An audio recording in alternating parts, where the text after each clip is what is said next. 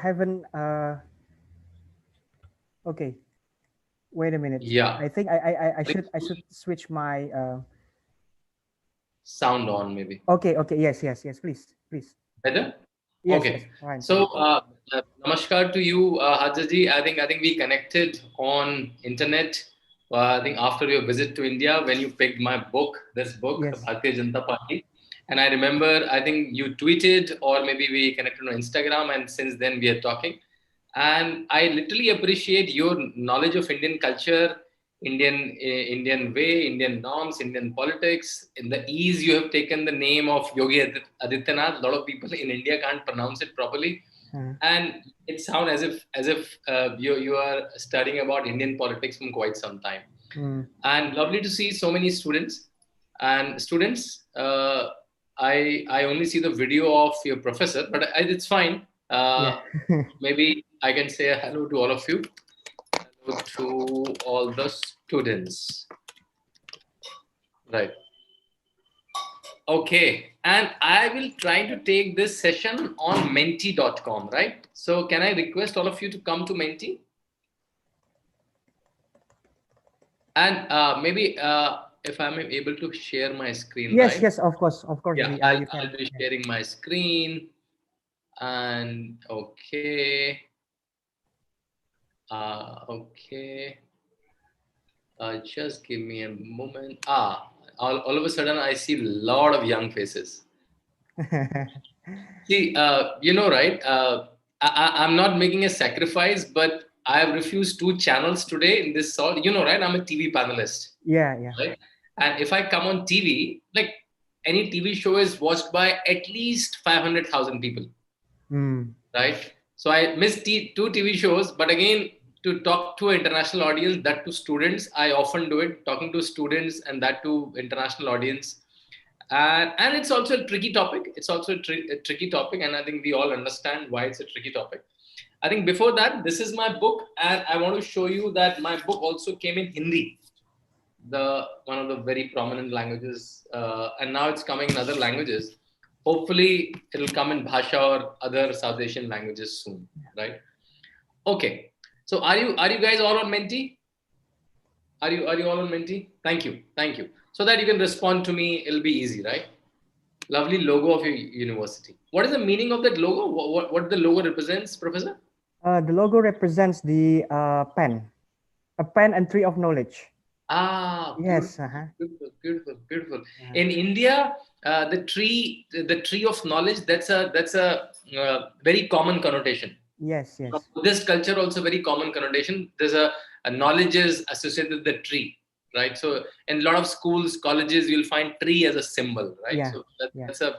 I think we all will understand, right? Like in South Asia, a lot of cultural things will be similar, right? Yes, Yeah. exactly. Okay, so this is my book, the cover of my book, Bharatiya Janata Party, which is the current ruling party in center, meaning the federal government, and also in a lot of states. So, like in various other countries, we have a national government and we have state-wise government, right? If I use any term which is not familiar in Indonesian term, Professor, do correct me and Yes. maybe contextualize it for your students, right? Okay. Because Yeah, let's say in US there's a different term. We call it a center government and a state government, right? yeah. Uh, so Bharatiya Janata Party, past, present, and future. And today I'll pick, as Professor said, Hindu nationalism in contemporary Indian politics, right? Okay, let me move on. In fact, I just want to say this is the tweet of Professor when he says kudos to Shantanu for his book. This book has opened my insight for certain topics, particularly about Indian nationalism. This book cleared some of my misconception about the party. I will include this book, and I thought it just he just tweeted it, but again he invited me today, so I think Yeah. now this tweet is finally getting like say in practice, right? And Indian media, picked your tweet, Professor, right? Yeah. And there was like, I just put one news. If you search your name, and like there'll be almost 30-35 major newspapers who pick this news, right? Because Indonesia university picking a book on BJP, that's like a kind of a surprise and a news for a lot of people. So this is a business standard, a very famous Indian newspaper which comes in print and online, of course. They printed the same, right? So yeah, this is how I connected to you. Yeah. And I start with saying Bharatiya Janata Party and Hindu nationalism, right? Let's break down words, because I think, Professor, words have a lot of powers, right? Yeah. Like, and word have a lot of power, and word create a lot of confusion also, because there is a original connotation of the word children, and there is that over time any word assume a different meaning also, right? So let's see, I want to understand. So Hindu nationalism, let's try to understand these two words, right? And if we understand these two words, I think then we'll be very closer to the topic. Mhm. Hindu and nationalism, right? These two words, let's try to understand. So I just want to ask you, when I say the word Hindu, what comes to your mind? Just enter whatever you think that comes to your mind, students, right? And be free, right? Because if we participate, that'll be lovely. Oh wow, there were 15. All of a sudden, there are 26 students. I didn't realize. Yes. Okay, a religion. Okay, keep entering, keep entering. I want all of you to participate, students. Okay, you know, right? In Menti, I'm sure you use Menti. If you write Mm. one word many times, the word will become Deva. Oh, beautiful. India, culture, nirvana. Oh, you are familiar with this word called nirvana. In India, professor, if I ask this word on road, a lot of people will not know the word nirvana. It's like Mm. a core philosophical Hindu terminology. Yeah. Beautiful. I'm impressed. Okay. Lovely. Lovely. Keep entering. Keep entering. Lovely. That's why I love this tool, Menti. Yeah. Uh, Here you can like, okay, Mm. nirvana. Beautiful. Beautiful. Lovely. I just want to know the names of the students. Okay, I'm just reading them. Okay, okay. I'm not familiar with a lot of Indonesian names. Yeah. One of But your badminton player was very known in India around 10 years back. Tell me a famous badminton player who used to be world champion. mm, Uh, he was very famous 10, 15 years back. You know, right? India also plays a lot of badminton. So one guy, yeah. I forgot his name. I also used to follow him quite closely. He was Mm. very known in India. Some Sukarno, that kind of name. Oh, is that Karno. Taufik Hidayat? Taufik Yeah, Hidayat. very famous guy. Yeah. Oh wow. Through. Okay. Okay. So that's the sense I got, and I got. So these are all close to Trimurti, oldest religion, culture. So basically, religious. All this word has a religious connotation, right? Mm, Okay, mm. that's what comes to your mind. Beautiful, and that's the sense even I have. Okay. So when I say the word nationalism, what comes to your mind? So Hindu nationalism, right? So Hindu, you already told me, which about a religion, a deva, Trimurti. But when I say nationalism, what comes to your mind? And that's a pan. It's a global word, right? We say nationalism. Okay. Let's see. Let's see. Let's see.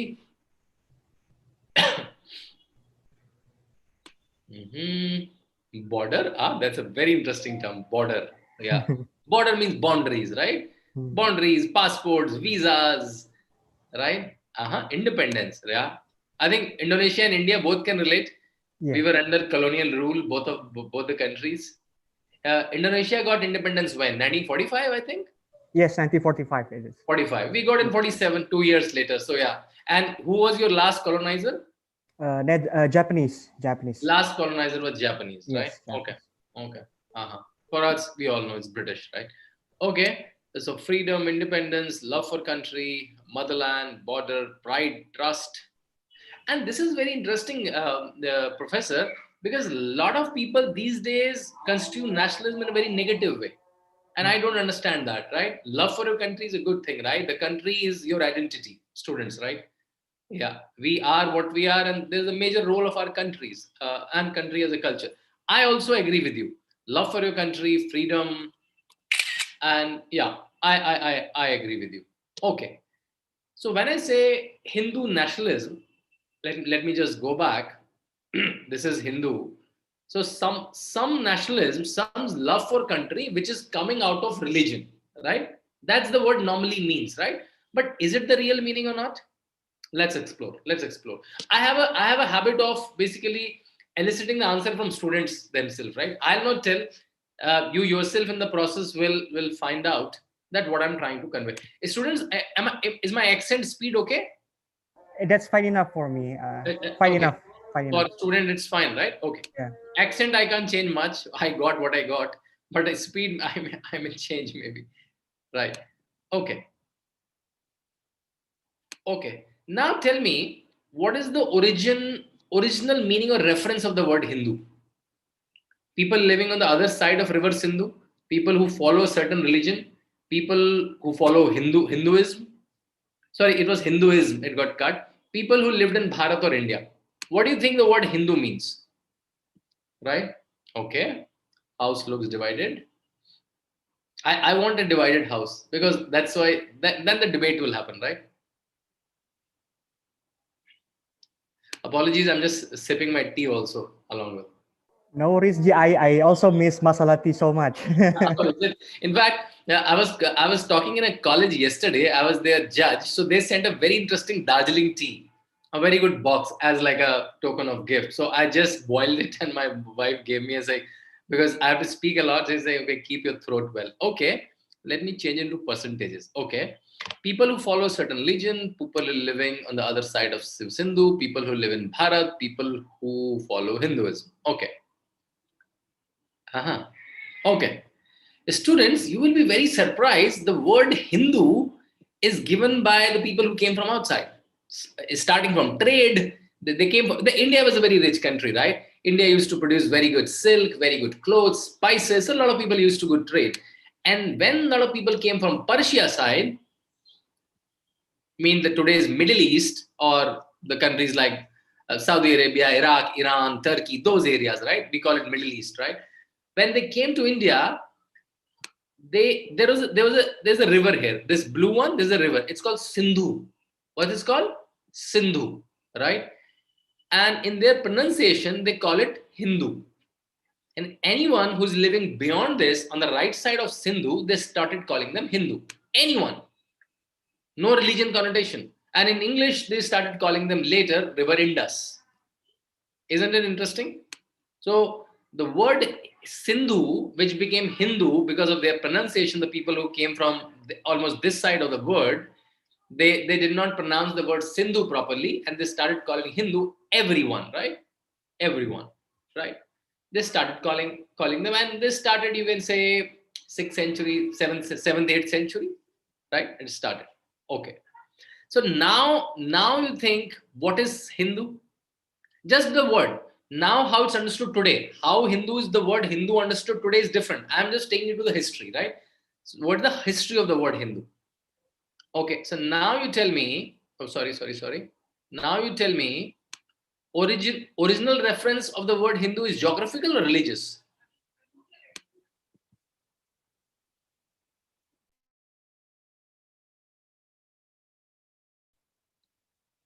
Okay. The original reference of the word Hindu, is it geographical or religious, right? The original reference. Okay. Okay. Thank you. Let me go back a little bit again to the back slide. As I told you again, so there was a river Sindhu, and when people came from outside, be it for invasion, be it for colonizing, be it for capturing the land, or be it for trade, anyone who was living right side or the other side of Sindhu or river Indus, the name India comes from Indus, and name Hindustan comes from river Sindhu. They were not able to pronounce the word Sindhu, and they started calling it Hindu, right? Anyone who is living a right side of or the other side of river. Uh-huh. So is it a geographical connotation or is it a religious connotation? Okay. To my understanding, it's a geographical connotation, right? Because it's a geography. River is a geography. Anyone who's living right side or left side, top side, bottom side, it's a geographical representation, right? So there was nothing religious about till then, right? There was nothing religious about till then. But again, when it got religious connotation, see, tell me, what is the significance of a name? If Professor Hadja is the only one living in the whole world, he doesn't need a name, isn't it? Because he's the only one living in the whole world. Why he needs a name? But when two people living the world, Akmal, Amalia, When there are many people living the word, you need an identifier, right? If you are Amalia, my wife is Shweta, I'm Shantanu, Professor Hajja, we all have an identifier, right? So when you all know, right? India is the oldest living civilization. So Indian religion or whatever practice, whatever culture we used to follow, we used to call it Sanatana Dharma, right? Sanatan means ancient, very old. But when people gave us name that these people are beyond Sindhu or Hindu, and then British adopted this name. British put policies based on if you are Hindu, you'll get this policies. If you are Muslim, you get this policies. Then people started identifying themselves with this word Hindu. Isn't it fascinating that how a river's name, which is Sindhu, got mispronounced as Hindu, and then someone like British come who was very good in documentation and very good in regimenting people, that okay, you are this, you are this. They wanted to rule. They wanted to rule India, right? So for ruling, you have to divide India. You have to divide any country in different sects so that you can rule them properly, right? So they divided into Hindu, Muslim, Hindus also various caste, and then they ascribed this identity called Hindu got stuck to the religion, which was a very plural region with many practices, and then it became name of a religion. So original geographical reference became a religious reference. Isn't it very interesting? A original geographical reference which came because of the river over time became a religious reference, right? Okay, very interesting. So let me so now Hindu nationalism is what? Feeling of connectedness based off a common history, struggles, culture, values of the people living beyond Indus River. That's Hindu nationalism, right? I just want to repeat. So anyone who's living beyond Indus River, the whole Indian peninsula, anyone who's living beyond that, their common history, their common struggles, common culture, common values, they came as a common nation. And that thought is termed as Hindu nationalism, not only to a religion. I'm trying to very finely differentiate that it's the people living in a common land, their common history, their common struggles, their common culture, common values started denoting as a Hindu nationalism, right? Okay. And when I say struggles, what are the struggles? Because struggles make us join together, right? When we have a common struggle, that's also make us join together. What is the struggle? I think as Professor said, you were also colonized by a couple of countries, last being Japan. We also were colonized by a lot of Islamic rulers and lot of and later British rulers. Some other European rulers came from Portugal, from France, but that was very small portions. But large years, 700 years, a lot of Islamic rulers came to India, and then British rulers came to India, right? That is a common struggle, right? In fact, when British came, a lot of people, some people in India, 5-6% population, 7% became Islamic, and they joined together. They joined the hands together to fight against the British rulers, and that's very interesting, right? The people who came as invaders, they also became part of the country, right? But again, majority population remained as Sanatan Dharma, which is now called as a religion Hindu, right? Now you're able to differentiate the religion Hindu and the geographical connotation Hindu, right? Okay. So, okay, struggles, a lot of temples being broken. I thought I'll quote some books also. Sitaram Goelji's book on Hindu temples, what happened to Hindu temples. A jizya tax being put by a lot of Islamic rulers. See, here I'm just trying to go to histories to let you know. Nothing against any religion, nothing for any religion. But again, what's the history that happened in India? And then this is a very good book by Indian politician Shashi Tharoor. He's not from BJP, he's from Congress. The Era of Darkness, right? It's the what all happened in British Empire. These are the very three interesting books if you want to understand what happened in the 1,000 years of Islamic and British rules, right? So when they came to India, Islamic rulers and British rulers, it was not only they have not only ruled India as a geography, a lot of culture also came in, right? A lot of culture came as a struggle. So when a lot of Hindu temples are broken, that feeling still remained, and a lot of people want to revive that. When a lot of people got converted from Hindus to Islam based on a tax that like a lot of Mughal kings put a tax. If you're a Hindu, you have to pay a certain tax. So that was their smart tactics to convert them into Islam. And then what I documented last 200 years of 5 movements, if I can say, which as nationalistic movements, which wanted to secure India's original culture. Arya Samaj, Hindu Mahasabha, Rashtriya Swayamsevak Sangh, Bharatiya Jan Sangh, and Bharatiya Janata Party. And this is what I documented in my book. This is what I documented in my book, that how in almost last 150 to 200 years, these five, and there are not these five, there are various others also, but these five are the very, very prominent ones. And last two are political parties. In fact, yeah, even Hindu Mahasabha was a political party. Arya Samaj and Rashtriya Sevak Sangh are social movements, and these three are political parties. These are the five movements which work towards maintaining the Indian identity. And that Indian identity was started naming as Hindu identity, right? But that was not, that was the culture of this land, which was other side of Sindhu. This was not culture of a particular religion. And that's very interesting to differentiate a culture and a religion. And I'll give you an example from Indonesia itself. And Indonesia, in fact, teaches me a lot. When I met a lot of people who do Ramayana ballets in India last year, and that was a big revelation for me, Professor. And I'll tell you, I'll show you the pictures. So BJP is the latest political manifestation of the years of nationalistic movements in India. These nationalistic movements are running in India from last 150, 160 years. Arya Samaj, Hindu Mahasabha, Rashtriya Swayamsevak Sangh, Bharatiya Jan Sangh, and Bharatiya Janata Party is nothing but a political manifestation, as per me, of years of nationalistic movement. And when I say nationalistic movement, what are they? I'll go back again. For me, it is someone who feels strongly about their history, their struggles of this 1,000 years of Islamic and British rule, their culture and common values. So anyone who wanted to behold that, to hold that common history and common culture, they started these movements, right? And how I differentiate what happened after 1850. So India got freedom in 1947. India got freedom in 1947. But after 1857, after 1857 also, we had a very big war.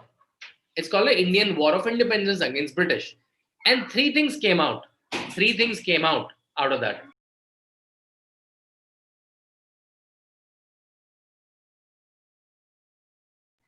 Just give me a second. Yeah. Though India got freedom in 1947, but 1857 also, India had a big independence war, which Indians did not get successful.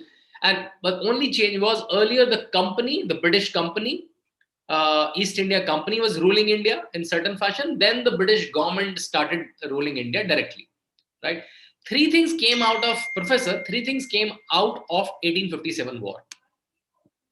First is the emergence of Indian National Congress, which is one of the major political party in India, and founded by not an Indian, a foreigner, A.O. Hume.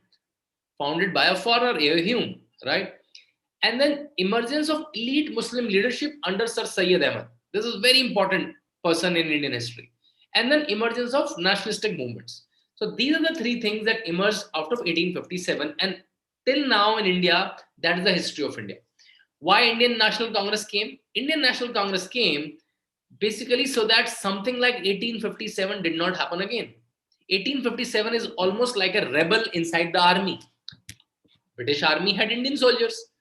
The East India Company used to manage an army, right? So that they can manage. It's very interesting.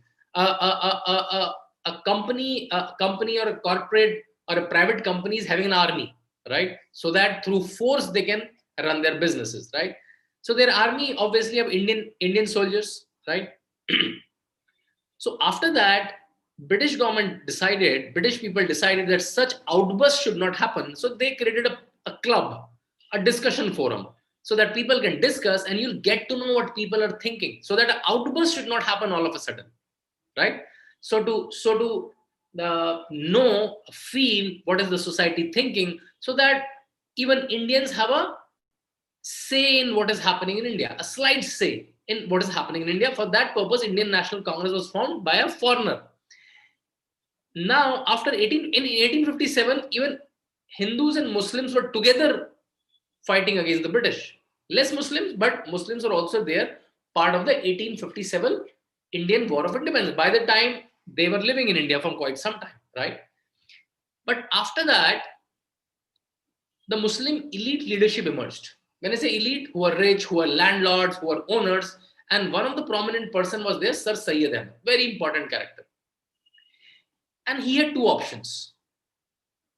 He had two options to align with, right? If you're big, you have to align with some group or the other, right? He had an option to align with Indian National Congress, which has a lot of Hindus, so to say, as religion Hindus, and he has the option to align with British. But he thought aligning with British is a better option, and he invoked religion to align with British. You know what was his argument? His argument was Muslims should stand with Christian rulers and not with Hindus. His idea was that Christians and Muslims are from Abrahamic religions, and they should align together. And Hindus are kafirs, they're infidels. Let's not be with them, and let's be. This is the public statement he gave, but maybe inside his mind he might be thinking that this is the ruling class. We were also ruling class, and he invoked this many times in India that we are the ruling class. We ruled. When he say we, when the we means Muslims. We the Muslims ruled India for 700, 800 years. So let align with one more ruler, which is Christian. So he has seen British rulers not as British rulers, but as Christian rulers. There is a very interesting nuance, right? He has not seen British rulers as British rulers. He has seen British rulers as Christian rulers and tried to align Muslim elite with the Christian rulers and not with the Hindu Congress, so to say, right? And he founded a university called Aligarh Muslim University. It was the name was MAO earlier, Mayo College, and then not Mayo College, sorry, MAO. The full form is something else. I'll tell you, MAO, and then later it became Aligarh Muslim University. In fact, later Aligarh Muslim University became the hotbed of India's partition. If you know this person called Muhammad Ali Jinnah, who became the reason for India's partition, and then Pakistan side and Bangladesh side came out of India, that thought was given by Sir Sayyid Ahmed. And then the strange part that Sir Sayyid's annual day is celebrated still in India, in Aligarh Muslim University. I think it's happening on 17th of October, right? So from there, the fictional started, right? That Muslims are different and Hindus are different. This was still not the feeling in a lot of Muslims and Hindus are living normally in society, but the elite leadership of Muslims started feeling like that we should align more with the Christian rulers rather than the Hindu Congress, right? And there, I will put a very interesting nuance and take an example from Indonesia, that culture of the faith or the culture of the land. This became a major battle, and Sir Sayyid Ahmed aligned with culture of the faith. He started hating anything which is the history of this land. So Islam though came from outside, he said Islam came from outside, and we should make sure that the culture of the faith should govern this country, not the culture of this land.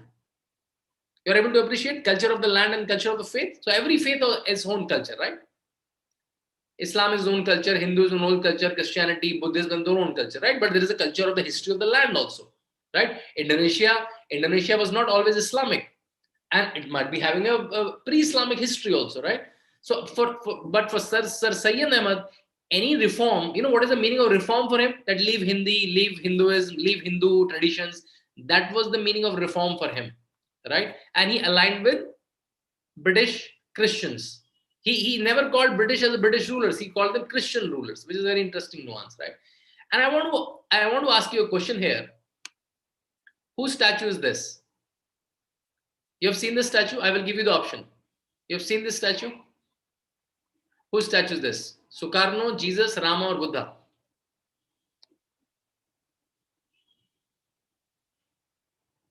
Uh-huh. Uh-huh.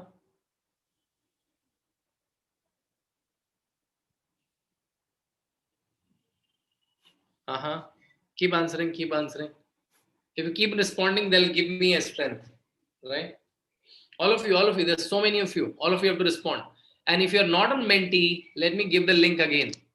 If you're not on menti.com. Shantanuji, we also have one professor here coming to listen to us. That's my pleasure. Professor Karina, yes, Professor Karina is also listening as well. Beautiful, beautiful. I think towards the end we will have an open discussion also. I will take 6-7 more minutes, then Yes. I'll rest my case. Yes. Okay. So I think this is so interesting that a country where 88 to 90% people are Muslim identify the statue of Rama so easily, right? And I'm sure this is also not a puzzle for you, that where is this statue? Where is this statue? You know the statue, right? You know the statue, right? Where is this statue? Indonesia, India, Sri Lanka, or Nepal? Where is this statue which I've just shown? Right?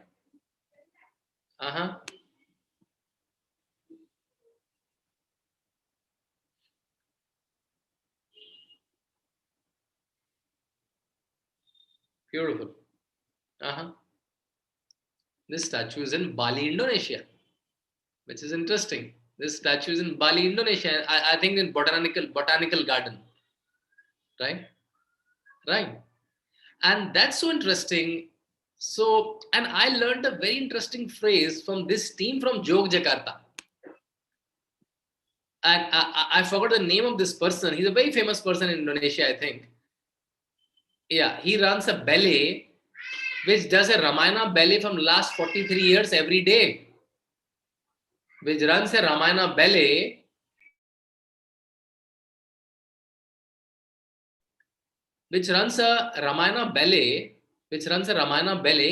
from last 43 years every single day, a Ramayana ballet. So he came to India, professor, recently.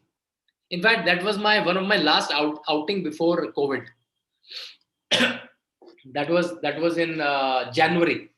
I was in a conference in Madhya Pradesh. Madhya Pradesh is one of the states in India. It was a conference on Ramayana. So this team was particularly called from Indonesia,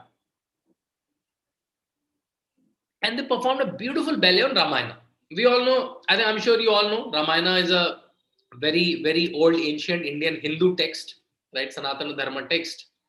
And to my understanding, Indonesia have their own version of Ramayana, which is called a Kakavin Ramayana, I think. And when I asked this person, and all the people in his troop were Muslims, I asked him that Ramayana is a Hindu text, and you all are Muslim. Like, how do you reconcile this fact? And he gave me a beautiful answer, Professor. I love this answer. I've quoted this answer at various forums, right? You know what he said, students? He said, Islam is my faith and Ramayana is my culture. Such a beautiful answer. I can't explain this to Indians. If I put a Ramayana, if I put a statue like this in India, there'll be a political repercussion. Oh my God, how a Hindu identity, what will happen to minorities and all of that, right? Which is so interesting. And in a country which is 88% people have follow Muslim faith, they have such a lovely and such a beautiful ideal. My God, such a beautiful statue of Rama, right? I think that this culture has hurt India a lot. And you know, there's the origin of this culture. This culture that the Muslim population, which was 8-9% earlier, almost 14% now. A lot of politicians, to my understanding, largely Indian National Congress, they started appeasing them. That make sure that they are happy. Hindus will divide. Will take their vote. Will make sure this 14% Muslim people will vote for us. And for them, they did not do anything which is related to Indian culture. And they follow exactly what Sir Syed Ahmad wanted. That anything which is culture of the faith and culture of the land. See, even if you have become Muslim in Indonesia, that's fine, that's your choice. But because Rama was part of the culture of Indonesia, when I asked what Hindu means for you, a lot of students says Nirvana, a lot of means Trimurti, a lot of means Deva, which is very concerning for me, which is very heartening for me. That a lot of students must be following Islam as their faith, but again, they know the culture of the land. You know, there is a character called Sugriva. Have you heard this character named Sugriva? A very famous character in Ramayana. In the story of Ramayana, Rama tied up with Sugriva's army to fight against Ravana. And Sugriva sends his team for search of Mata Sita. Mata Sita was kidnapped by Ravana, right? And then he's describing that go towards east, go toward west, go toward north. And he describes all the direction in so much detail that now there is a topic called Sugriva's Atlas. And when he described towards east of India, he mentions Java, which is nothing but today's Indonesia. Because, so meaning that even 14,000 years back, India and Indonesia land masses have connection. They have common culture. They have common kingdoms. That old is our, we might have changed our faith. That's fine. We might have changed our faith based on our liking. That's fine. But in India, starting from Indian National Congress, their idea was that to appease a vote bank, let's forget Indian culture. And then they've portrayed there is a Hindu culture and there's a Muslim culture. And that's the problem started. Not the culture of the land, culture of the faith. Culture of the faith is also fine, but culture of the land should not be forgotten. And Indonesia gives me a very strong example. Do you know one thing? Thailand, I'm sure you all know this country called Thailand. It's a Buddhist country, right? It's a Buddhist country. You know what is the national book? The national book is Ramakien. It's a version of Ramayana. It's amazing, right? Professor, if I make Ramayana, if Prime Minister Narendra Modi makes Ramayana as the national book of India, oh my God, it'll be a political storm in India. They'll say, oh, you're not secular, and how can Ramayana be the book, right? And that's the problem that India has created in the last 60, 70 years. That Indian history, pre-Islamic Indian history, has become a Hindu history, not the history of India. That's the problem.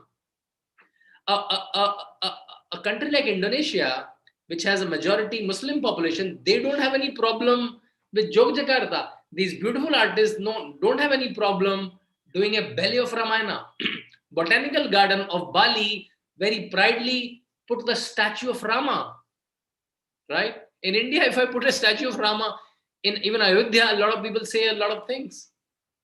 To put a temple of Rama in Ayodhya, we have to fight a legal case for 70 years. And now finally that case is being won. Right? Oh, I see some nice drawing. Okay, so I spent maybe half a minute in each 5 of them, and with that I'll end my session, and I'll one more slide.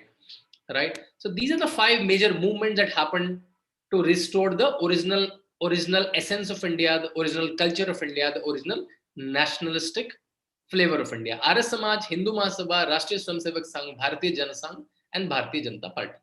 Arya Samaj, so when I told you about Sir Syed Ahmad, he established Aligarh Muslim University, and a lot of people there started something called a Muslim League. In almost 1906, they started Muslim League, right? As a response to this, a lot of people from Arya Samaj and came forward and formed Hindu Mahasabha, because Muslim League was asking for disproportionate political representations for Muslims. And you know what was their argument? They said, even if we are 5%, give us 15% seats. And their argument was because we were the rulers for India for 700 years. That was not a very logical argument, right? That was not a very logical argument. I'd say, even if our population is 5%, give us 20% role in the government, because we were the rulers for 700 years. In the response to that, a Hindu Mahasabha came. Arya Samaj came just because of a lot of invasion. Indian text, Indian spiritual text, Indian dharmic text was getting diluted, and they established the tradition of Indian procedures, Indian dharma procedures, like Vedas, Yagnas, knowledge of Vedas, studies of Vedas. Vedas is ancient Indian text. And then Rashtriya Swayamsevak Sangh came, right, which was based on nation building, character building. And people from Rashtriya Sevak Sangh started in 1951 and formed a political party called Bharatiya Janata Sangh. And Bharatiya Janata Sangh started with a very Indian Parliament has 543 seats. They started with 4 seats, I think, and then slowly grew, and they became big. In 1977, they merged with Janata Party. Janata Party formed the first non-Congress government in India. From 1947 till 1977, it was all Congress governments, and largely from one family, from Nehru family, right? So it was Nehru for almost 3 terms and Indira Gandhi for many terms, right? So between Indira Gandhi and Nehru, Indira Gandhi was Nehru's daughter. Between Indira Gandhi and Jawaharlal Nehru, they ruled India most of the time till 1977, when the first non-Congress government came. That time, Bharatiya Janata Sangh dissolved itself in Janata Party, and then some friction happened, and then Bharatiya Janata Sangh wanted to reinvent itself, and then it renamed itself to Bharatiya Janata Party. So, for all practical purposes, Bharatiya Janata Sangh and Bharatiya Janata Party is a same party. Only thing, the name got changed in 1980. So if someone is telling you that Bharatiya Janata Party is only formed in 1980, is a new party, it's just a 30-40 years party, you can correct them. Though Bharatiya Janata Party formed in 1980, the original form is Bharatiya Janata Sangh. Right? I know it's a little technical for you, but just hold on for me for 2 more minutes. Right? Because to understand any country, you should understand the politics of that country. So this is in the so Indian parliamentary democracy has 543 seats in Indian Parliament. Bharatiya Janata Sangh started with 3 seats, then 40, then 14, then 35, dipped to 22, reached 93. When they formed government in 1977, came to 16. And in 1980, they changed the name to BJP. Then from 2 to 85 to 180 to 161. Then they were around 180 for some time. This is the way they formed government. I'm sure you must have heard of the name of Atal Bihari Vajpayee. Atal Bihari Vajpayee, he was the Prime Minister of India for around 6 years, 3 terms. This is the time that he was the Prime Minister. Then again, BJP dipped a little bit, 138 seats out of 544, 116 out of 544. And then in 2014, they surged back again with a majority, right? Anything over 272, you can form a government in India. Then they got 282, and the recent election around 1.5 years back, Narendra Modi government again got a superb majority with 303 seats. So this is, you can say, an electoral chart of the national movement in India, the electoral political chart of national movement in India, currently led by BJP.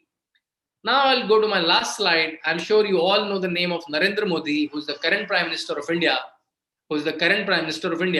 I'll just tell you the 4 or 5 reasons why there's a surge of BJP, right? I told you this surge, which happened from here to here.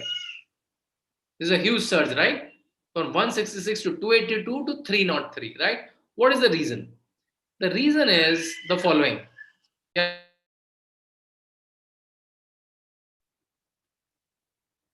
Modi's popularity. He's a very popular person. Not popular simply. So I'm saying a lot of people wearing his mask, right? That shows that people want to portray like him, because he was the chief minister or the head of the states in India. Prime Minister, the head of the country. Chief Minister, the head of the states, right? So chief minister, he was the chief minister for Gujarat for almost 3 terms for 15 years, right? And he did an amazing development of the state called Gujarat. Gujarat is one of the states in India. Then when he became prime minister, his all policies are very pro-poor, right? And that's what people loved about him. He started a concept called JAM Trinity. JAM. J is Jandhan account. He opened the bank account for a lot of poor people. The people who are unbanked, who did not have a formal bank account, now they formally have an account. Then he started in previous government, but again, broad-based the Aadhaar identity. Now in India, 99.9% people have an Aadhaar identity, which is based on a biometric mark and an iris scan. And every person who is an Indian citizen has a Aadhaar identity, and the mobile penetration. So a bank account, identification for citizenship, and a mobile account. What happened because of that?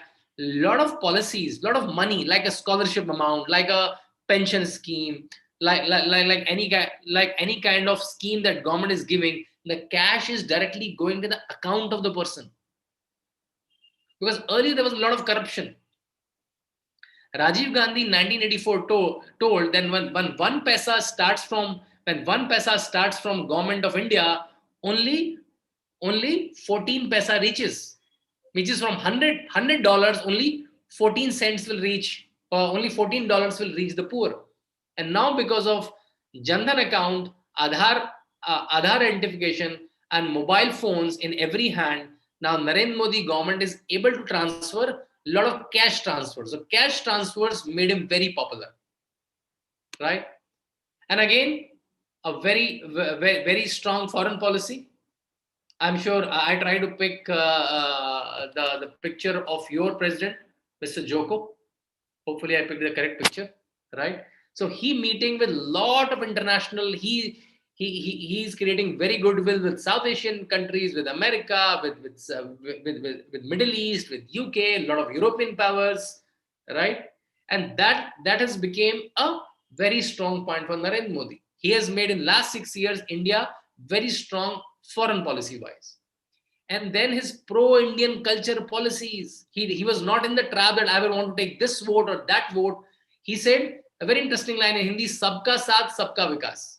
Meaning, I will do development for everyone, not for this caste or this caste or this religion or that religion. I'll make a road for everyone.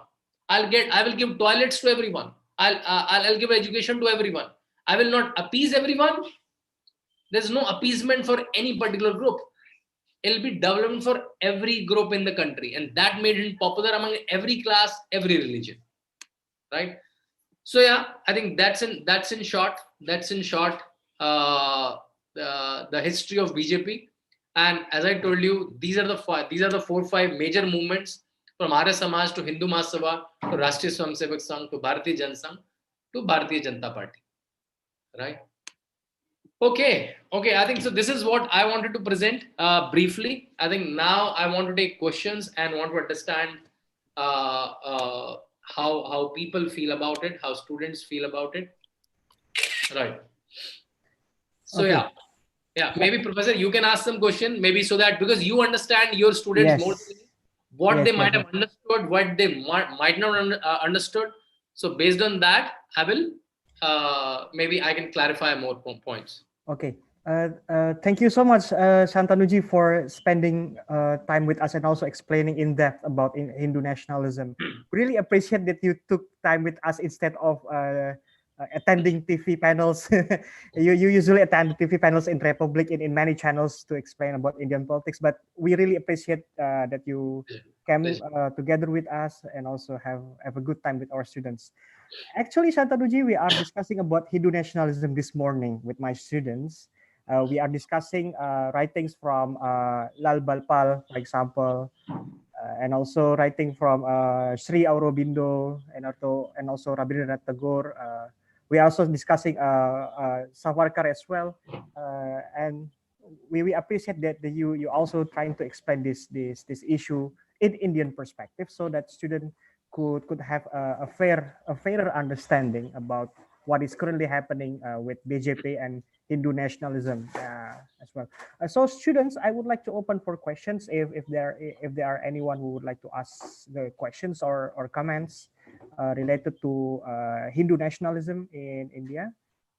Anyone? Or generally anything about India that Yes. confuses you, right? And I'll Yeah, give yeah. you a very interesting example. Why I say a lot of Indians, a lot of at least Indian Muslims should learn from Indonesia particularly, right? That the history of a faith can history of a faith or a culture of a faith can also be maintained, but again the culture of the land is also important. I'll tell you an interesting example. So among the Mughal kings, like someone like Akbar is considered a good king. You must have heard about the Akbar, right? There was a king called Aurangzeb, very controversial king. He broke a lot of temples in India. He killed a lot of leaders of Sikh community in a very brutal fashion, like cut the head, hang somewhere, right? When 1947 British left India, Professor, two important roads in India were called King's Roads and Queen's Roads. Two Hmm. very important roads in India, in the heart of Delhi, were called King's Road and Queen's Road. Jawaharlal Nehru government changed the name to Rajpath and Janpath. Hmm. Rajpath means People's Road. Rajpath mean like the Kingly Road, and Janpath mean the People's Road, right? Because we wanted to remove the symbols of our dependent, when we were dependent, right? When we were not of our non-freedom, right? When we were captured, the English names were the symbol, right? So we removed the name. But a name like Aurangzeb Road was not removed because Aurangzeb also came from outside. And also, he was not also one of the best kings. Now, 5 6 years back, when Narendra Modi government came, that road name was changed. right? A lot of people say it's just the name of the road, right? Do you think a country like maybe Israel or maybe wherever there is Holocaust, they will ever put a name like Hitler? They will not, right? So I think this is kind of culture dualism which is happening in India from last 70 years, right? And which I want Indian Muslims to learn from Indonesia, that you can follow the Islamic faith, but Rama can still be your culture, right? Okay, students, floor is all to you. Okay, so students, if there's any kind of questions, please, Any everyone, confusion on yeah, anyone, please, if you have any remarks on India or and Indian politics, anything that you want to ask to Shantanu Ji, Mr. Shantanu, anyone, please. Okay, so Shantanu Ji, there's one question from one of my students. He write to me privately. This okay, question is coming from Zidan.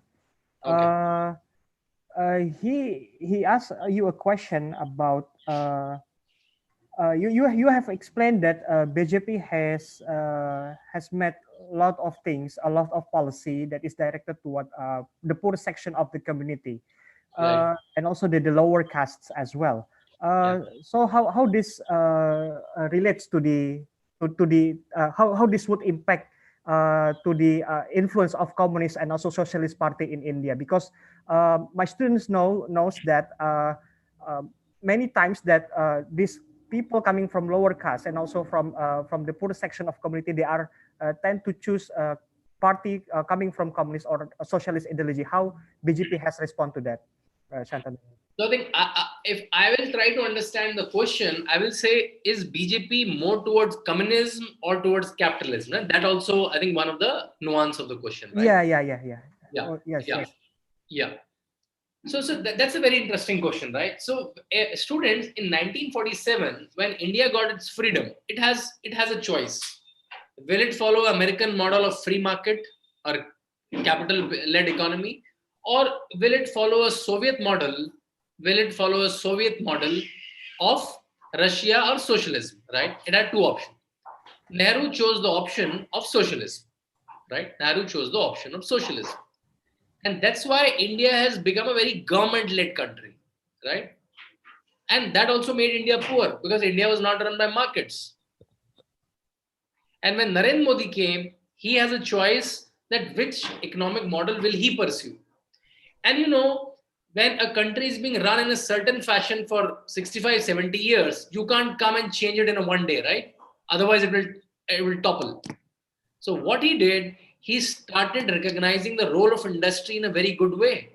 In India, industry was considered almost like a thief, right?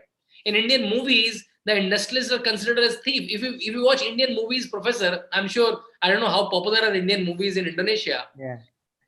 If you watch Indian movies from 1960, 1970, you will find a lot of the villain in the movie are industrialists, because industry was only running as someone if you have a hand and glove with the government.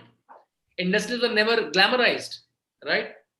And then when Narendra Modi came, he recognized that there's a large poor section. They may not be part of very quickly to the free market phenomena. So they have to be handled. Some affirmative action is required.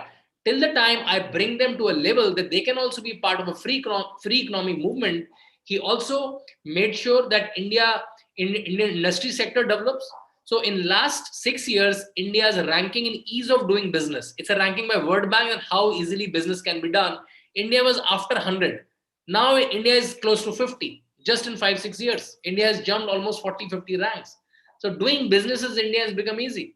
Foreign capital is coming in India. Indian startups are becoming unicorn. Every 3 months, you will hear about a unicorn. Unicorn is like a big, a $1 billion company.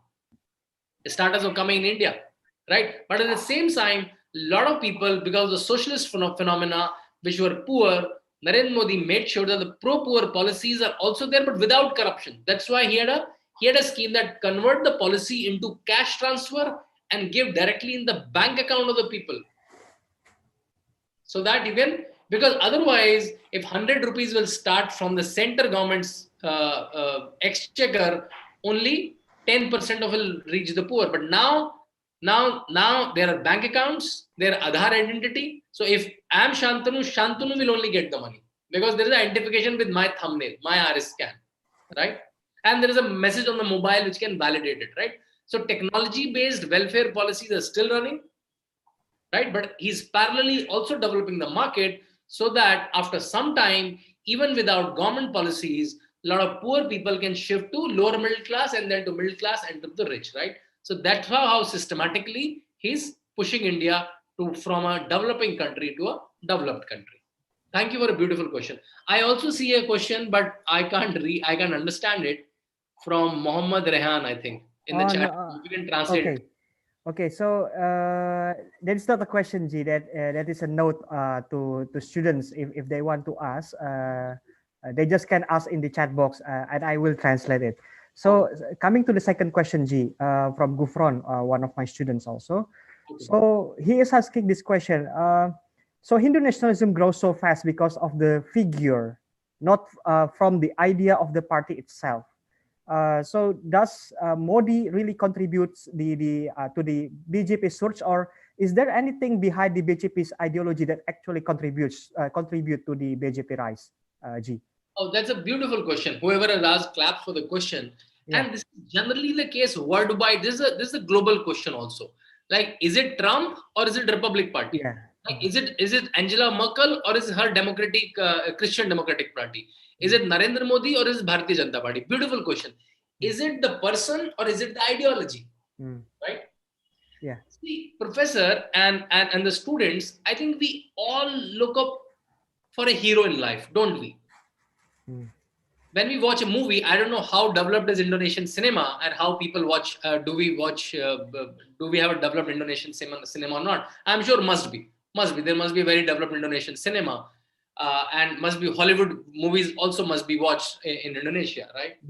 We always look for a hero who can save us, right? But again, there's an ideology for sure backing the hero. There's an ideology behind the hero. Hero is not in a vacuum, right?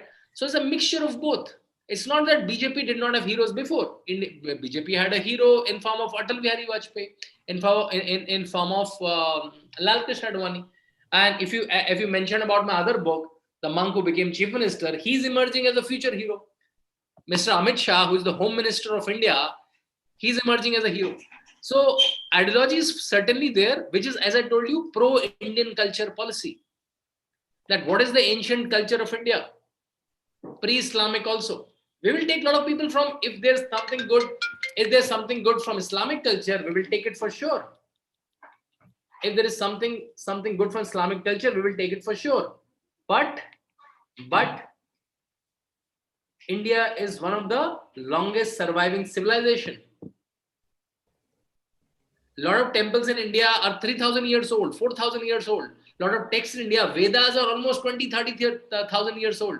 The text of Ramayana is almost 14,000 years old. The text of Mahabharata is 7,000 years old. And there's a lot to learn from it. The modern surgery, when we do the surgery in hospitals, right? Indian first surgery was done 2,000 years ago. The structure of grammar, the nouns, verbs, structure, that was written by Panini almost 2,200 years ago. The concept of short stories, the usage of animals in the stories, the talking animals, right, which is very common these days, which is written in Panchatantra 2,500 years ago. So what is the ideology behind Narendra Modi or Bharatiya Janata Party? There's a lot to learn from ancient Indian culture. There was a far more developed civilization than we are today. Can we learn from it? Why to reinvent the wheel? So that's the ideology. But the student whoever asked the question, that's also very right, that every ideology always needs a face. A leftist ideology needed Karl Marx. A capitalist ideology needed Adam Smith, right? So every ideology also needs someone who can articulate it very well. And also, the ideologies has to be strong for sure. A Narendra Modi, just by his oratory, just by his good speaking skills, just by his oratory, cannot sell a fake ideology, cannot say a hollow ideology. The ideology is strong for sure, but there is a you can say a marketer, right? Let's say if I use the management marketing term, you should have a good product and you should have a good marketing channel also. So this book and these two become bestsellers, right? Can they become bestsellers just by very ordinary writing? Maybe first month, second month they can be in top chart, but they cannot be bestsellers for 2 years, right? So that's my point, and a beautiful question. That ideology is important, and there is a very strong ideology which is pro-Indian culture, pre-Islamic history also should be honored, and from science, history, literature should be honored, and should be promoted in India. That is the ideology, and also there is a strong communicator of that ideology in the form of Narendra Modi. Thank you. Okay, thank you so much, G. It's a very good question. Coming to the third question, a lot of students would like to ask question to you, G. I'm enjoying it. Yeah. So this question is coming from one of the female students, Ari Septian. So she is asking a question about what is attracting the youth and also well-educated youths to. She's interested with that phenomenon. What is behind the rise of youth in Indian politics, and also Hindu nationalism? So I think that's again a very interesting question. I'm so amazed that when I do a session with Indian students also, I don't get such questions, which is very interesting, right? What is pulling people towards the concept of Hindu nationalism, right? See, students, do you study history? I'm sure history is part of the subject. Right? Does it fascinate you or not? Right? It does, right? Professor Professor, tell me one thing. Yeah. That if I tell you that your forefathers, right? Maybe your own grandfather was a very good person. He was the main person who got independence for Indonesia. Will you feel good or bad? You'll feel good, right? Yeah. You'll take a pride, and that will give you extra confidence in life. Will it not? It will, right? If your forefathers was one of the renowned figures of Indonesia, that will give you. And now take a opposite example. If I tell you your forefathers was a thief, your forefather was a criminal, will you feel bad about it or good about it? I'm told you'll not feel very confident about it. So that's what being told to India, that your forefathers were not so good people. They got beaten by everyone who came from it. That was a wrong history. And now, with the resurgence of Indian culture, parties like BJP and the thought of RSS, Hindu Mahasabha, Arya Samaj, they talked about the golden history that India has for 5,000 years, 7,000 years, 14,000 years. So every Indian now takes a pride in the Indian identity. And because of India's amazing foreign policy, in fact, there's a joke in America. If you remember, there's a very interesting event happened very recently. It's called Howdy Modi. And I think more than 60-70,000 people gathered in a stadium where Donald Trump and Narendra Modi addressed themselves. There was a joke that even Narendra Modi fights the American election, he can win that election. Because in the history of America, American politician never gathered so many people. Can you imagine that? Can you imagine that? A person goes from India and gathers more people, which a local politician can gather, right? So Narendra Modi has increased the pride of India even in foreign lands. The power of Indian passport has increased, people say. The companies who are running startup, they say it's easy to get money now because the brand India has become very strong, right? So that's what make it's a very strong magnet which attracts people.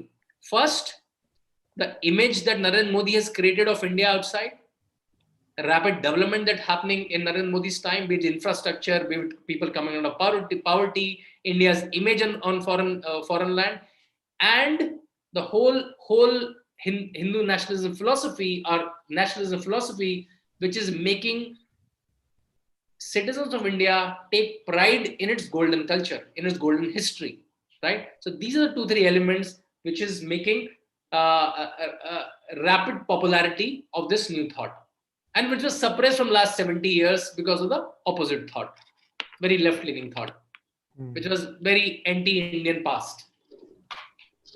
A beautiful question again. Okay. Another question, please. If anyone, you can also ask in Bahasa if you are not confident enough with your English. You could also chat me privately. Yeah. Ask the professor Yeah. anything which you heard about India. You Mm, think you don't have a clarity. You find it confusing. Any mhm. concepts, any blame of any good thing about India, any bad thing about India. It's an open discussion, right? Yeah, yeah. It's an open It's not discussion, a please. political party rally, right? Mhm. So yeah, Yeah, since this is an academic forum, so yeah, it's open for everyone to ask anything if anyone is curious about India.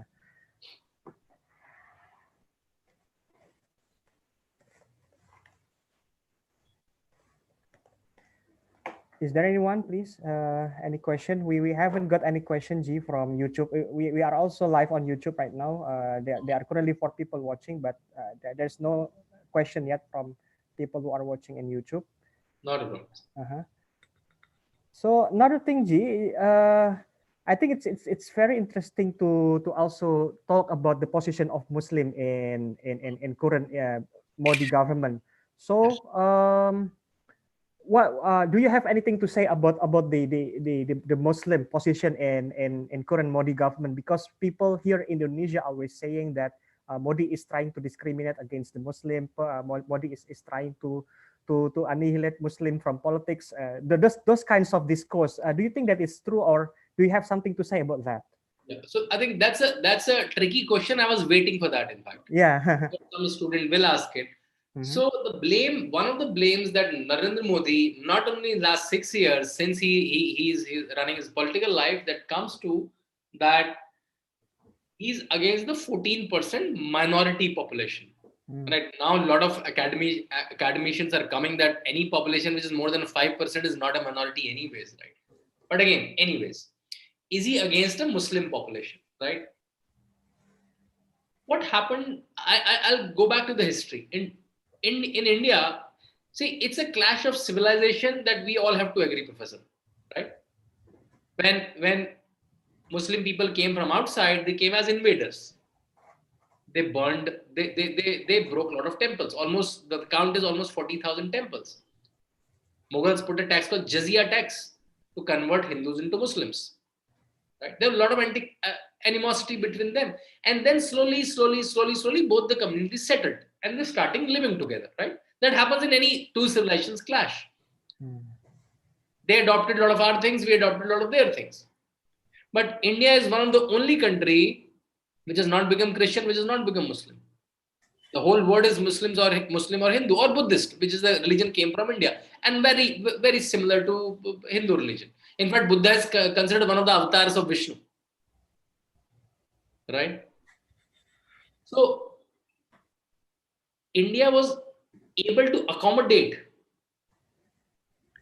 a Muslim invader, a Christian invader, Jewish who came to take refuge, Parsis who came as a refuge. They all got amalgamated. They all got incorporated. They all survived beautifully in Indian culture, right? I'm sure you must have heard of APJ Abul Kalam, Mm. right? He was the president of India.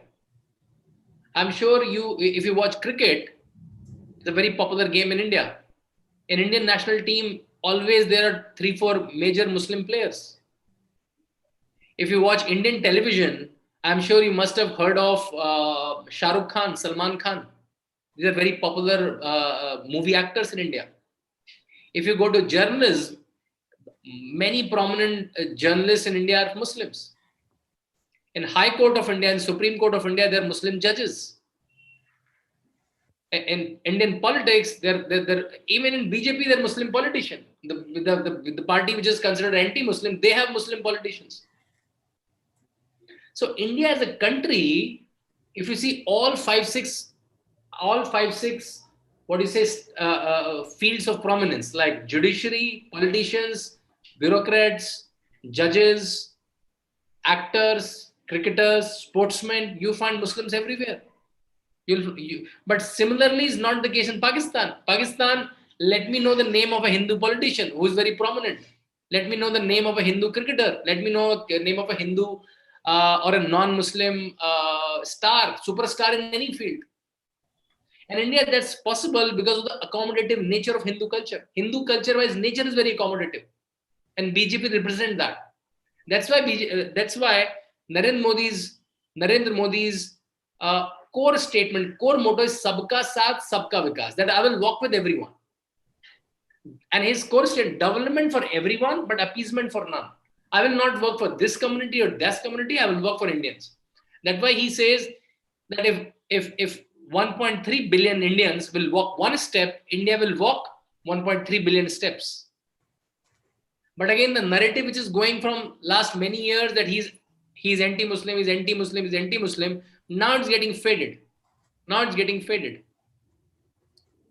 Right? A rule like triple talaq, which was against Indian Muslim women, did not come during Congress time, it came during BJP time. And a lot of Muslim women are now voting for BJP. Right? A lot of Muslim men who are not getting jobs, who did not have a toilet as home, who did not have good electricity, now they're realizing it's not about Hindu Muslim, it's about the development of the country. If country will develop, even a Hindu will gain, a Muslim will gain, a Christian will gain, right? But an image which is created by the media, certain section of the media, validated by their foreign counterparts like the New York Times and Washington Post, right, which is a typical left liberal media internationally, they were after Narendra Modi for quite some time, right? And they're still not able to find him. They're still not able to find development in his work, right? So that narrative is still going on, but now a large section of Muslims are also realizing that the country will develop, they will also develop, right? So I think that's my answer. But that's thanks for the question. Okay, thank you, G. There's a follow-up question from Ari Septian, the previous female student who are very interested with your topic. So she is asking a follow-up question. A lot of Western media said that under the BJP government, India will become a Hindu nation. How do you think about this? Because she thinks personally that the accusation that the BJP will create some sort of non-secular India gives them way too much credit for the wrong thing. How do you respond to that, G? So I think, as I told you in my presentation, what is the meaning of word Hindu? You know, India is one of the only countries which have three names. I doubt any country which have three names which are very different from each other. Yeah. The three names are India, Bharat, and Hindustan. India and Hindustan comes from the definition I told you, the Sindhu definition. Anyone who's living the other side of river Sindhu are called Hindus. So that way, anyone who's living in India is a Hindu, not by the religion Hindu, by the geographical connotation Hindu. And that's where the word term came. Right? In India, if you now their DNA studies are also happened. The Indian Muslims are not like people from Persia or Iran. They're people who are in India, they get converted to Islam. Their ancestry is Indian. Right? If you just follow 4 or 5 of their ancestry, you'll find they're of a Hindu origin. Then maybe under some coercion, some compulsion, or out of choice, they converted to Islam. Right? So when someone says a Hindu Rashtra is basically a country which is following its religion, which is following its history. Not religion. A country which is following its history. Is there is wrong any following its history? If India has a tradition of yoga, do any of you do yoga? Is yoga Hindu or yoga Christian or yoga Muslim? Because it's written in Indian text, Indian ancient text, a lot of people started calling Hindu yoga. It's almost like I was talking to a professor the other day. Einstein was a Christian. Newton was a Christian. Will you call the theories of Einstein as Christian theories? Will you call theories of Newton as Christian theories? No, right? So that's why when someone says Hindu Rashtra, it's basically nothing but the ancient history of India. That's the history of Hindus of India. That's the history of Muslims of India. That's the history of Christians of India. Because they adopted a different faith at some point, and there is no problem in that. You can pray to Allah, you can pray to a Jesus, or you can pray to a Ram. That's your faith. But the culture, the history of the nation doesn't change. The kind of food that we eat is same. The kind of clothes that we wear are same. The kind of movies that we watch are same. The kind of things that we laugh at, that we get angry at are similar, because we are part of the same country. Right? So that's why this artificial fear that India will become a Hindu Rashtra. If that means that all the Muslims will be forced to convert to Hindus, that's wrong.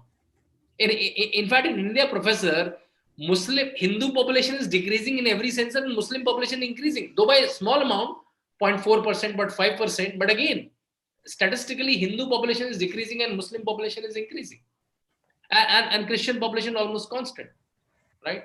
So this fear that Muslims will convert or will not get right is totally unfounded. As I told you, in India, you find any field, be it journalism, be it sports, be it politics, be it judiciary, be it journalists, be it professors, you will find based on merit, Muslim people or any people, like if it Christian or Sikh, are there getting the opportunities. In fact, I look for India where a merit should be honored, not a merit of a Hindu or a merit of a caste or a merit of a Muslim. If it's good for the country, it's good for the country. Be it come from a Muslim or be it is it coming from a Hindu. Yeah. Thank you for the question. Okay. Maybe this is the last question, G, before we are ending the session. Coming from one of students from Jakarta State University. Beautiful. We have students from other universities also. She loves Bollywood so much, and she's been waiting to ask to you this question. So, how is Modi's policy on Kashmir right now? Because she thinks that it is pretty sensitive to talk about Kashmir. So it is very important for she to know more about Kashmir from your perspective as well. Yeah. So I think again a very interesting question, and I'm so happy that students are aware about that Kashmir is an issue in India. So Kashmir is a state. Jammu and Kashmir, in fact, Jammu and Kashmir was a state in India. It's still in India, but again, they are now 3 different union territories. Jammu is a separate union territory, Kashmir is a separate union territory, and Ladakh is a separate union territory. When British left India in 1947, India has two kind of jurisdictions. One which was under British control, and one which was under the princely states. Some small kings were managing some states, right? Kashmir was one of them. The Home Minister of India was Sardar Patel, very famous guy in Indian politics. Sardar Patel went state after state and he made them sign instrument of accession that you now accede to become part of Republic of India. Most of the princely states, and there are 500 plus princely states, Professor. So Sardar Patel, the Home Minister of India, went state by state along with his bureaucrats and made the king sign instrument of accession. All of them signed. 2-3 created problem. Junagadh, Hyderabad, and Kashmir. Junagadh again, some with the help of army, they acceded. Hyderabad, with the help of army, they acceded. Kashmir, the problem was handled by Jawaharlal Nehru. And that's the problem. Patel did not handle it directly. Because Jawaharlal Nehru, the first Prime Minister of India from Indian National Congress, had a special interest in Kashmir. And first they also signed the instrument of accession, but later they added a section called Article 370, which gave some special rights to Kashmir. And from there the problem started. So though Jammu and Kashmir was the integral part of India, but it got special powers under 370, which got a separate flag, a separate constitution, and a separate prime minister also, so to say, which is so odd. Can you imagine Jakarta having a separate prime minister from Indonesia and having a separate constitution than whole of Indonesia, right? And that was the condition. And that was through Article 370. I, as an Indian, could not have bought land in Jammu and Kashmir. Can you imagine that? Sounds so funny, right? I, as an Indian, also could not have buy land in Jammu and Kashmir. If a Jammu and Kashmir woman, a Muslim woman, born in Jammu and Kashmir, marries someone who's outside of Jammu and Kashmir, she loses rights in the property. So a lot of Indian laws, affirmative actions, which give special privileges to people from scheduled castes, scheduled tribes, other backward classes, those laws were not applicable in Jammu and Kashmir. Right? So Jammu and Kashmir was part of India, but again, it was treated as a separate state because of a mistake Jawaharlal Nehru did almost 70 years back. Narendra Modi just corrected that problem. Now a lot of companies can come, and because of that, the development of Jammu and Kashmir is not happening. A lot of companies cannot go to Jammu and Kashmir because they cannot buy a land.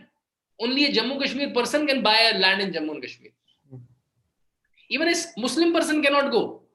Not even Hindu and Muslim. Even a Muslim person outside of Jammu and Kashmir cannot go and set up a factory there, cannot set up a technology company there, cannot set up a hotel there. Because of that, investment was not coming. Right? So now that problem is over. Now that problem is over.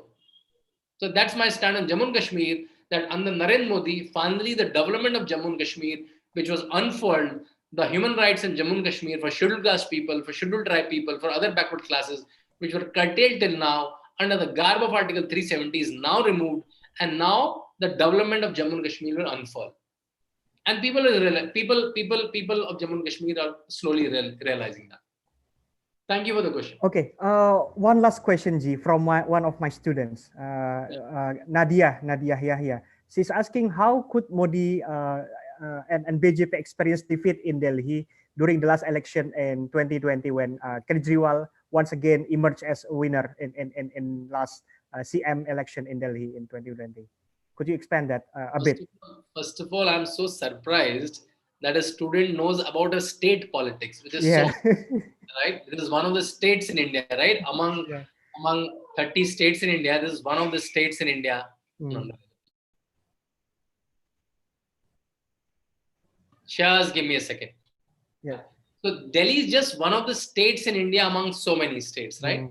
And the student knows about the politics. That's so amazing. So Arvind, so in India, there are states who get a chief minister. In fact, Delhi is not a state. Delhi is a union territory. There are 2 union territories in India. So India has states and union territories. Union territories are normally managed directly by the central government. But Delhi and Pondicherry, right? These are 2 union territories which have a state government also for some functions. Police and land are still managed by the central government, right? So in last 2 elections, Arvind Kejriwal, who comes from a new party called Aam Aadmi Party, which is like a common people's party, right? He won the elections and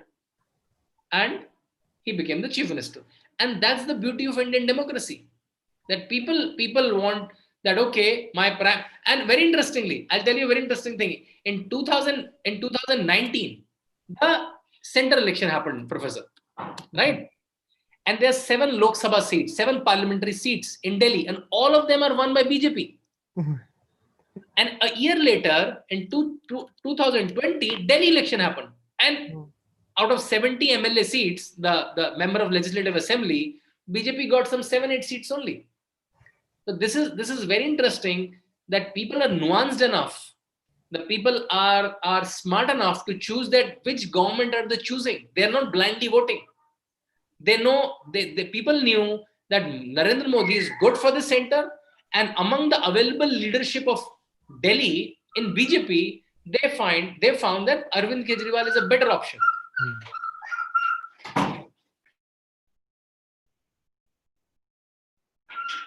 Arvind Kejriwal is a better option, and that's a, I think, smart tool in democracy people of India are using. That until and unless BJP does not have a strong leader in Delhi, they may want to vote for Arvind Kejriwal for Delhi, but they still, a year back, they chose Modi for all the 7 seats. They chose BJP for all the 7 parliamentary seats, and which is, I think, a signal of a very smart and very developed democracy, that they are not voting blindly, that, okay, I will just press BJP every time. If BJP leadership is good, if BJP's policies are good, and their house is together in Delhi, their house is not together, there are multiple leaders, they don't have a chief minister face. Because of that, I think people have voted for Arvind Kejriwal, but a year back, for central government, they vote for Modi. But a very smart question, and I'm so surprised that a student living in Indonesia is watching Indian politics so closely. Yeah. Okay, Ji, thank you very much for your time. No, if you have any closing statement, would you just express it in 1 or 2 minutes, Ji?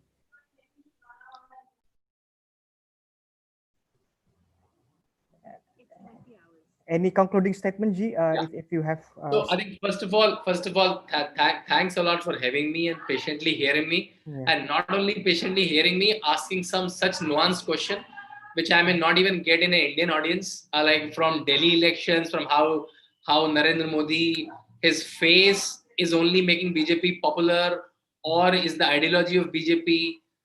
Very intricate question about Hindu nationalism. Very interesting question about Kashmir, a very burning question in India. So I'm amazed, surprised, and very pleasantly surprised with the questions. And I love to come again to address your class whenever you think there is a confusion about any nuance of India, any policy of India, or any policies of Southeast Asia.